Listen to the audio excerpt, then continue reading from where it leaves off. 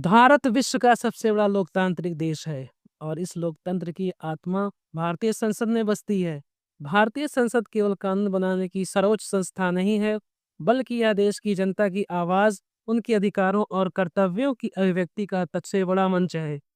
भारतीय संविधान के अनुसार संसद देश की विधायी शक्ति का केंद्र है। यहीं राष्ट्र के भविष्य से जुड़े महत्वपूर्ण कानून और निर्णय लिए जाते हैं, जो करोड़ों नागरिकों के जीवन को प्रभावित करते हैं। भारतीय संसद 3 प्रमुख अंगों से मिलकर बनी है: राष्ट्रपति, लोकसभा और राज्यसभा। इन तीनों अंगों के आपसी समन्वय से ही संसदीय व्यवस्था सुचारू रूप से चलती है। राष्ट्रीय संसद का अभिन्न अंग होते हैं और संसद द्वारा पारित विधेयकों को स्वीकृति प्रदान करते हैं। लोकसभा को संसद का निचला सदन कहा जाता है और इसे जनता का सदन माना जाता है। लोकसभा के सदस्य देश की जनता द्वारा प्रत्यक्ष रूप से चुने जाते हैं, जिससे ये सदन लोकतंत्र की वास्तविक तस्वीर प्रस्तुत करती है। लोकसभा में अधिकतम 550 सदस्य हो सकते हैं, जबकि वर्तमान में 543 सदस्य हैं। सरकार का गठन भी लोकसभा में बहुमत के आधार पर ही होता है, इसलिए यह सदन अत्यंत शक्तिशाली माना जाता है।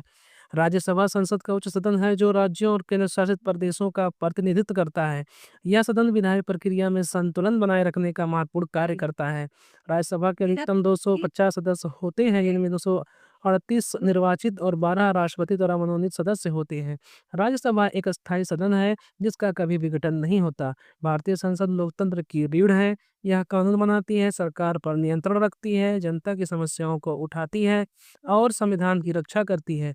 संसद में होने वाली बहसें देश की नीतियों की दिशा तय करती हैं और लोकतांत्रिक मूल्यों को मजबूत बनाती है। भारतीय संसद की कार्यप्रणाली ये सुनिश्चित करती है कि शासन जनता का, जनता के लिए और जनता द्वारा हो। यही कारण है कि भारतीय संसद को भारत की लोकतांत्रिक व्यवस्था का केंद्र कहा जाता है।